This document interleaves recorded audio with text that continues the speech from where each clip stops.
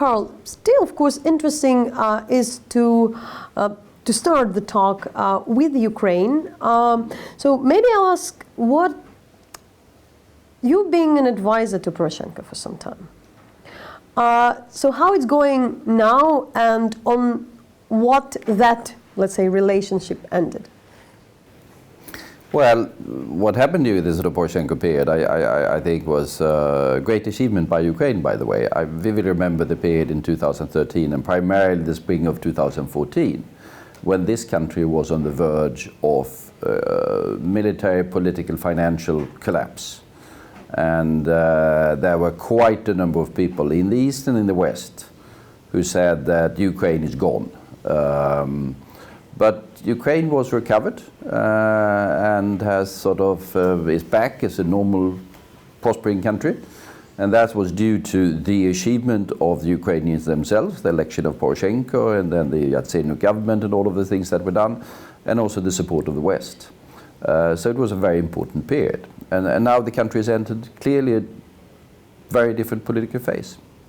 So what are your current relations with the new Ukrainian authorities? You're figuring out, or like your, let's say, not formal, but the status? You're still in the group of the Ukrainian friends? And quite, and we've met with President Zelensky twice. Once was before the election, I mean during the election campaign, as a matter of fact.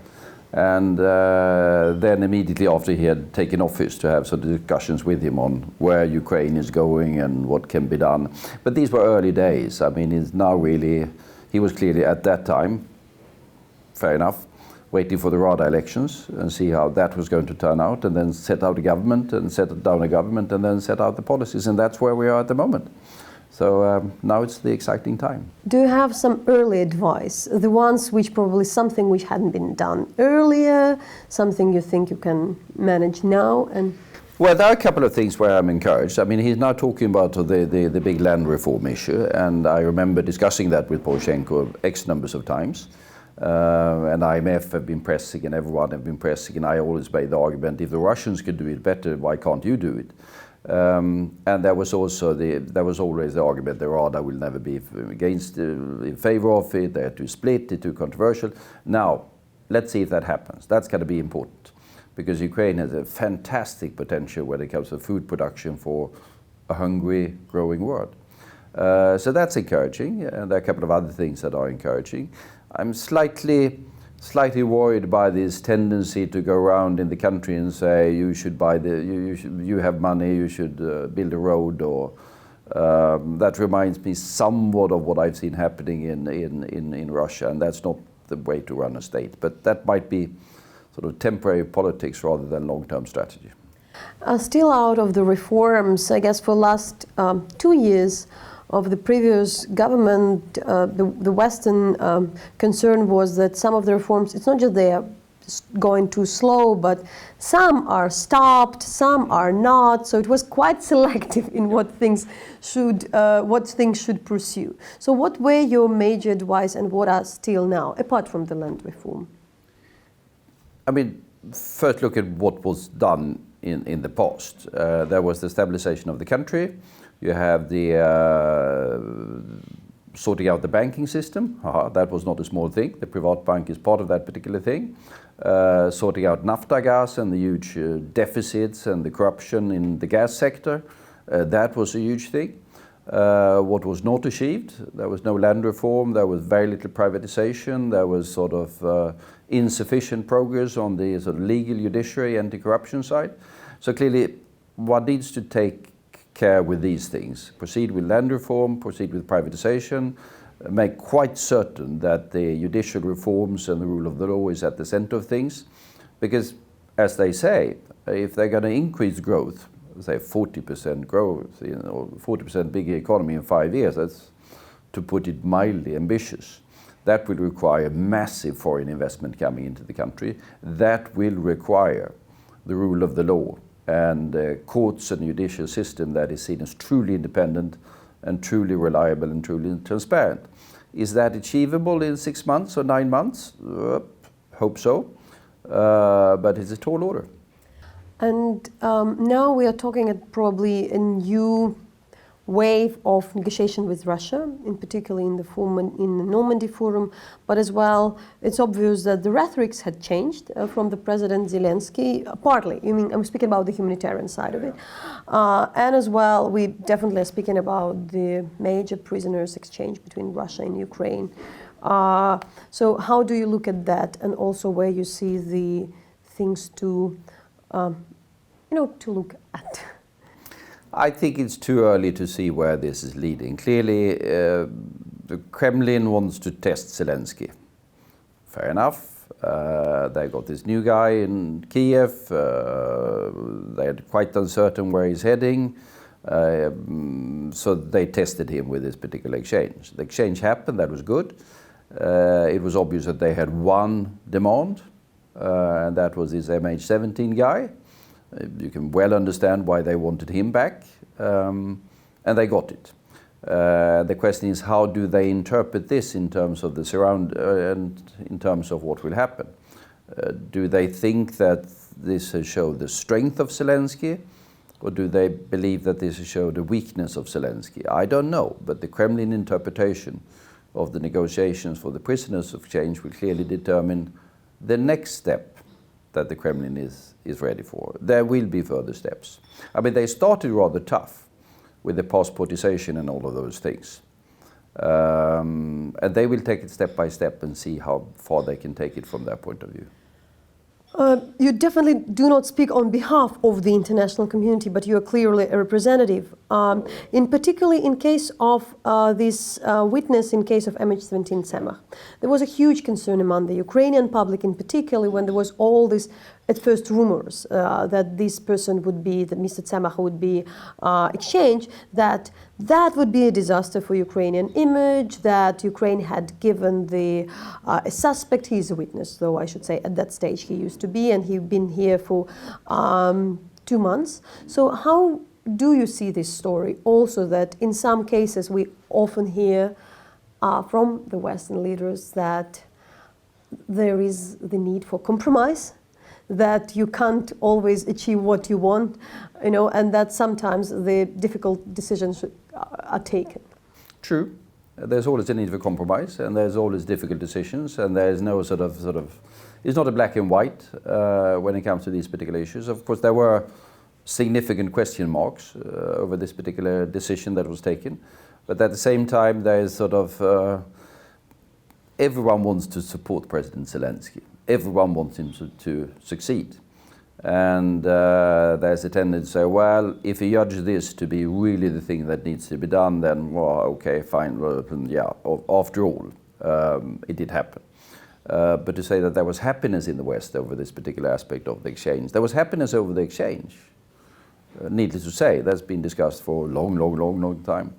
But this particular aspect, but it shows, I mean, you could also interpret it as it shows that the Russians are really worried about the MH17 investigations. The fact that the Russians were so desperately keen to get the guy back under Moscow control shows that they fear the international continued investigation over MH17. There is a new president in Ukraine, and of course he built his own relations with Chancellor Merkel and French President Macron. So how do you see now at this stage? Do you see that there could be a difference in the role of France and Germany in the conflict, and what else could be done? What Ukrainians also could expect at this stage from the partners? Let's see. President Zelensky clearly is sort of concerned with the humanitarian aspect of the crisis and with the situation in the East in general terms, not only the occupied territories, but he's very concerned with sort of building up the infrastructure and the economy and the humanitarian situation in sort of the Ukrainian or whatever you should call it, the Kiev-run parts of Ukraine, of the East. And he thinks that not enough has been done in that particular respect. And I think the international community will do whatever it can in trying to support him in that, including what can be done in order to ease the humanitarian aspects of what is there in the occupied territories. At the same time, there will not be a resolution of the issue without there being a readiness in Moscow to actually do something and do some compromises, to use that particular word. Are there any signs as of yet of the Kremlin ready for that? I mean, if you've been to Moscow recently, I was there somewhat prior to that and discussed extensively. There's no enthusiasm in Russia for the Donbas thing. They don't understand it, they consider it a waste of time, money, and whatever. But at the same time, the regime in Kremlin is in a rather sort of fragile position. Are they ready to do a compromise that will be seen as a compromise by the Russian public? That remains to be seen. Kremlin must demonstrate that they are ready to take a step of some sort. And whether they are ready for that, I don't know.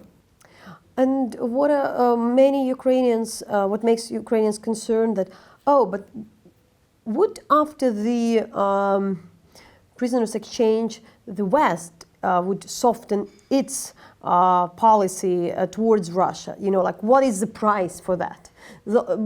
So how do you think that this function, because what we understand and what we're trying to explain that, for instance, some part of the sanctions are connected directly to the Minsk Agreement or to some issues connected to Crimea and others? Well, I mean, they're sort of different sanctions. I mean, there are some sort of Crimea-related sanctions, and there are the sort of Donbas-related sanctions that came in sort of July of 2014. One thing that you should note is that in the European Union there was quite a discussion, there's been discussion all the time about the future of sanctions, and you had the old leader from Italy or whatever now and then saying sanctions should go, or Greek leaders or whatever. But that has ceased to be an issue. I mean, sanctions are renewed every 6 months without, I mean, literally without any debate. I mean, just brought up in the council that sort of Russians haven't done anything, we don't have any solution, sanctions are prolonged. And that has demonstrated that there is a determination from the EU side to stay the course, to stick to the sanctions. That will happen. And I think that signal has been received in Moscow. There are the Western political leaders coming to Moscow and say we don't like sanctions, but at the end of the day, sanctions are there, and sanctions will remain until there is a solution. And what do you think we can expect with the new European leadership? We would have the new European Commission, there were elections, everything. These are the new people. We look at their bias. Not everybody has a real expertise, not expertise, but the experience in Eastern Europe, in particular in Ukraine. So some also, again, people are like concerned that the generation of the people who've been spending here years and years had left the parliament and some of the institutions. True, but that's always been the case. I mean, if you go back in time, it wasn't that very many people who were dealing with East. After all, I mean, Europe is a big place, and a lot of people are dealing with Latin America, and some are dealing with Africa, and some will be dealing with East, and there's a turnover.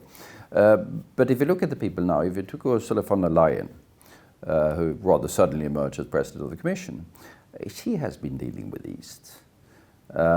She was defense minister of Germany. She's taken active interest in sort of geopolitical issues. And if you're defense minister of Germany, it's one of the more difficult positions. You always criticize for things. One thing that she did, which amazed me when she did it, without much public debate, by the way, in Germany, that was after 2014 in the Ukraine crisis, when NATO decided to go east somewhat more. She put a German armored battalion in Lithuania as a reaction to what happened in Ukraine. That is, if you go back in history, that's quite something. The Germans have been reluctant to send their army abroad, and particularly to send their army east. But she did put a battalion in Lithuania, and she did that because of Ukraine. So she's been, she has the instincts and knowledge of these particular issues. For the last years, we're discussing more or less the crisis of the European Union, more or less the crisis of vision, and we look at the populist coming to the power in different countries. We're looking at the situation, for instance, in the countries not just like Hungary and Poland, but like Italy. Where do you see what is now the major challenge for the European Union? If we speak about the vision and somehow getting out of this choice between stay as it is, which people don't like to preserve what we have, and those new things which in particular populists promise. Where we don't see so far the third kind of offer. No, we don't, because I mean the European Union is in a state of transition, and it will take some time for this to sort of settle itself. If you look at the big issues, clearly the European Union must be more assertive as a global actor. We talk about the strategic sovereignty of Europe must be reinforced in different ways, and that has to do also with the transatlantic relationship. The transatlantic relationship is not what it used to be, to put it in the mildest possible forms. We face the prospect of a trade war. Trump has a trade war with China. Is Europe going to be the next trade war for Trump? We must be prepared for that. So that's a priority, and I think people are more aware of that in Brussels than you see in the public pronouncements. Then you have a couple of fairly major challenges. We have the green issues, the climate issues, the transition from the fossil era to the new era. That's a major, major thing, which is very demanding. And where we see, speaking about sort of the politics, we clearly see the rapid rise of the green issues in the electorate, particularly among young people. Third issue, the digital revolution. The European Union is an economic powerhouse in the world, but we will not be an economic powerhouse in the world 50 years down the line if we are not speeding up on the digital transformation. And has that caught on sufficiently in the different European countries? No, it hasn't. So I would say these three issues are issues that has to be at the forefront of what is done in the next few years. How about enlargement? And I'm speaking not about the one thing Ukraine always wants to be about the member of the European Union. But now if we're speaking about the vision, the European Union was about enlargement, was about, strengthening the values, sharing them. And for the last years, we're speaking about this fortress, which for some, let's say intellectuals who looking at these issues, is an aspect that that's a part of the problem as well, that Europe doesn't think any longer about that. How we can revigorate this discussion? And there has been. Is it somewhere? No. Yes, it is somewhere. But I think you are right in pointing out that it has been fading somewhat because the agenda has been shifting. Go back sort of 25 years in time or 20 years in time or something like that. What was enlargement, the neighborhood was a promise. The neighborhood was a promising place. We talked about surrounding the European Union with a ring of friendly and well-governed and democratic states. Suddenly we find that the neighborhood is a ring of fire. And the priority of a lot of European politicians rather to protect ourselves from the abroad. That is the refugee issue, or that could be terrorism, or whatever it is, or the Balkans is problematic, or Russia is problematic, whatever, the neighborhood turned into a very complex place. I think we are overcoming that particular phase of it and having a more sort of considered approach to it.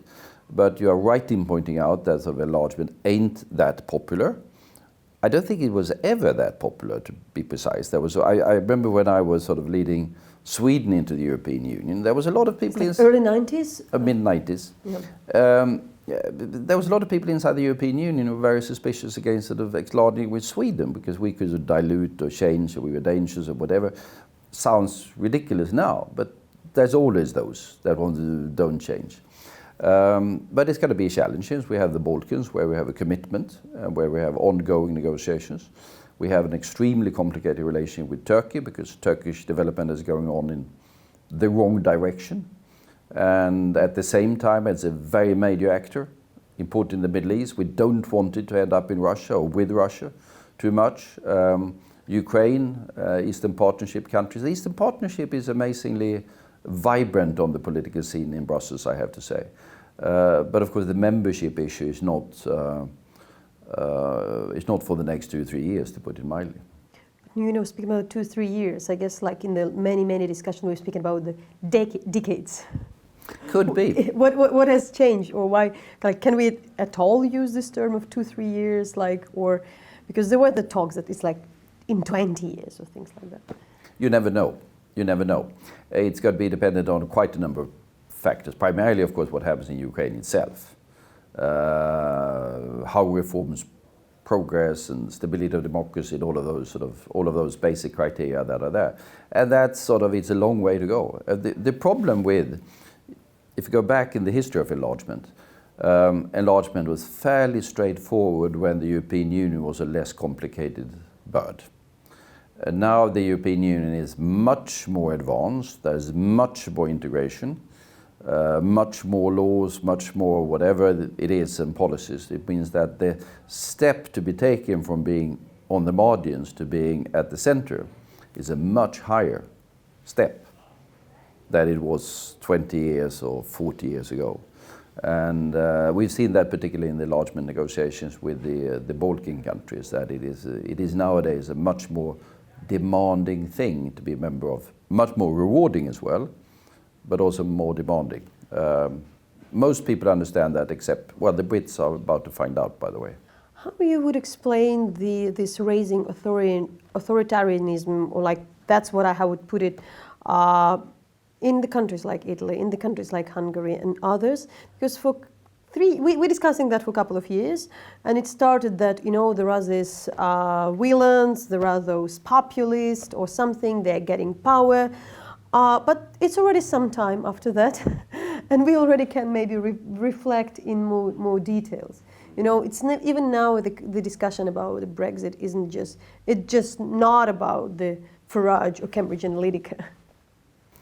I think you have to, there's a tendency to discuss this in too general terms. You need to look at the specific of what is happening in the different countries. Clearly, in Italy, the migration issue has been hitting them hard, in combination with the fact that they've been unable to reform their economy. I mean, the Italian economy is, Greece is a special case, but the Italian economy is the only economy that has not recovered from the 2008 financial crisis. And the 2008 financial crisis is sort of more than 10 years ago. Young people are leaving Italy because they don't see the economic prospects, and add to that they feel that sort of we've not been in solidarity with them in the migration crisis. That has made it possible for the Salvinis to raise their voice. Hungary is a special case, where Orban is a talented politician, has to be said. The man is not stupid. And Hungary has this special history with Trianon and whatever that sort of makes it a somewhat different. It's always been somewhat different. Poland, another story. There was always in Poland a very strong sort of clerical conservative tradition. That is also what made it very difficult for the communists. I mean, the communists never managed to completely control Poland. They could never sort of get rid of private agriculture. They could never get rid of the very conservative Catholic Church. And we see to some extent the same tendencies. But in Poland you have a much more vibrant middle class and civil society and things like that than you have in Hungary. So it's different trends, and we should be careful not to say it's the same thing that's happening across the board. I don't think it is. Yes. And then we have the decline of some of the traditional parties. That we see all over Europe. That we see a fragmentation of the political scene. We see a decline of the parties, that the big parties are dominating, and that leaves room for more diverse political forces, some of them good, some of them bad. And in particular in terms of the countries like Poland and Hungary, and even like Italy, or do we see that there is no inner tool for European Union to enforce some of the obligations? No, no. For instance, in terms of the freedoms and some other. No, I mean, there are hardly any, and that goes to the very fact that the European Union was built as, it was called the European Economic Community from the beginning. It's been the economy that has been at the center. When sort of the process of European integration started, the issues of human rights and democracy, they are really in the Council of Europe. And the European Court of Human Rights, that should not be forgotten, is the most powerful supranational institution for human rights and those that exist anywhere in the world. But it's not in the European Union. And we now have a discussion inside the EU whether we should get more powerful instruments in order to be able to, we can check the rule of the law to some extent. But the other issues, no, there are two weak instruments. The Council of Europe, but the Council of Europe has of course been somewhat diluted by the fact that there are quite a number of countries in there that are, we can speak about Russia, we can speak about Azerbaijan, they're not particularly democratic, and mildly speaking. In your native Sweden, how did Sweden live through the issue of the migration and the refugees as the country which welcomed proportionally the most, as I understand, compared to the size of the population of the country. So how did it absorbed? And what is discussion now in Sweden? I probably would also ask you to explain the political party and the force you represent in Sweden, because you don't represent currently the government. No, true. We had the big Syrian wave in 2015. We had a previous wave which was not quite as big, but was 2/3 or 3/4 of that. Of the Syrian wave, we had the Balkan wave in the early 90s, which was difficult and led to sort of political turmoil. But when we look back at that particular wave now, that's been a success. I mean, those refugees are now, if we look where they are in Swedish society, they're slightly above the average of most Swedes. That does not mean that we didn't have problems with sort of criminal gangs and smugglings and weapons and things like that for quite some years. But the overall experience has been a good one. The Syrian thing is more demanding, and we've got sort of an Afghan wave as well. See if we manage with the integration of them. Some good signs and some bad signs. I mean, we have a problem at the moment with criminal gangs fighting over drug market shares, in too many weapons coming in from the Balkans and things like that.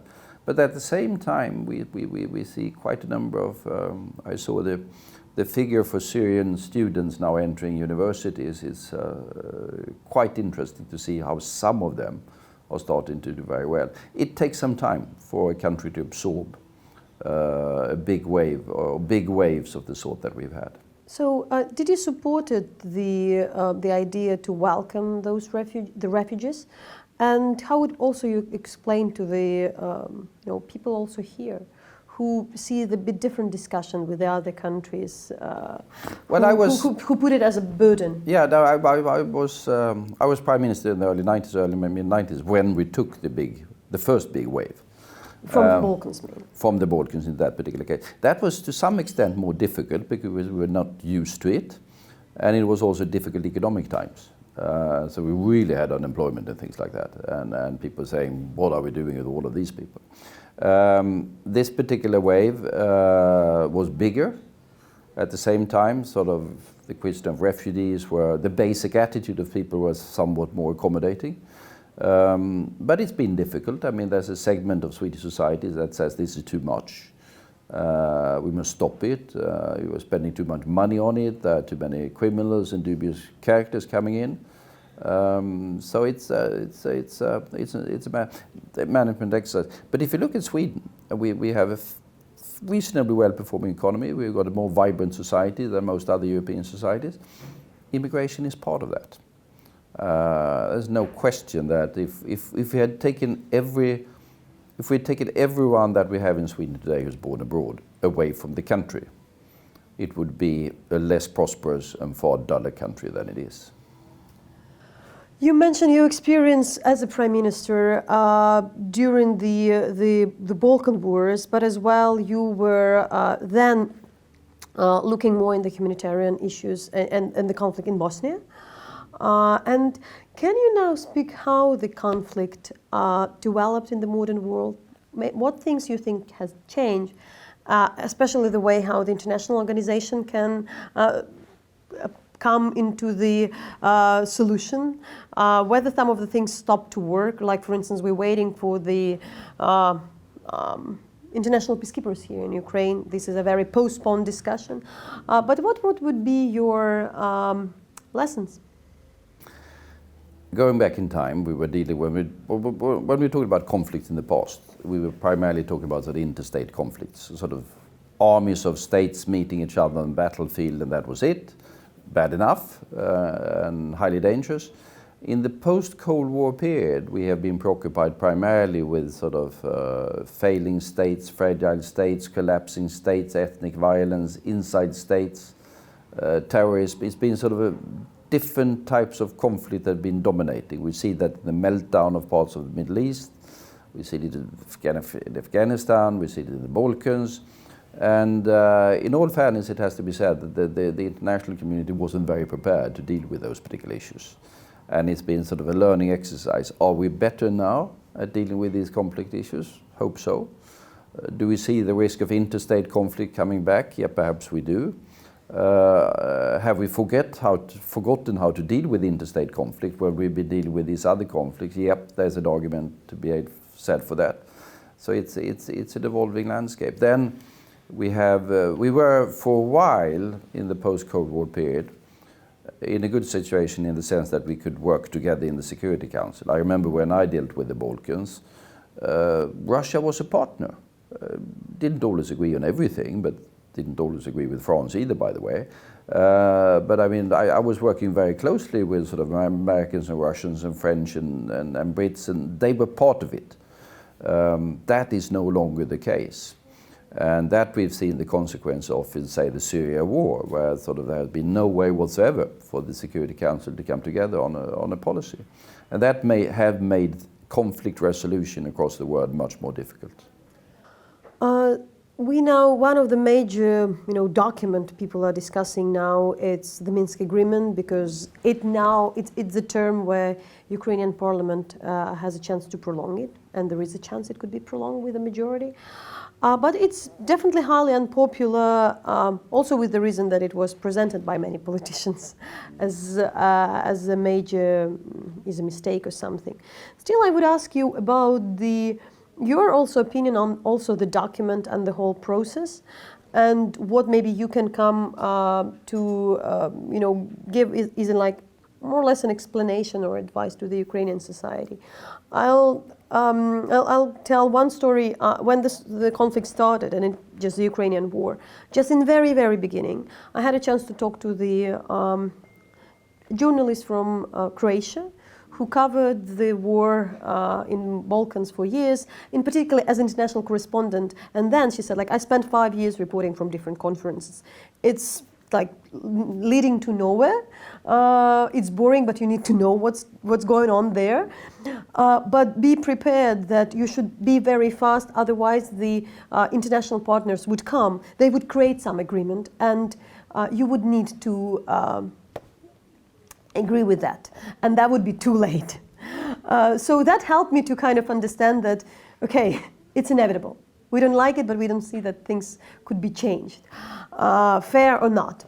What would you say as well to the Ukrainian population after those 5 years, that now people say that it's unpopular, but many say it's inevitable? If you read the text of Minsk, the sort of the February version, it's not a text that I would have written. It is, in my opinion, obviously the result of a very long night that was to a certain extent rather confused. And that means that it is in some key aspects open to different, less than crystal clear interpretations, which has produced a lot of problems. But things are as they are. That's the only document that there is. And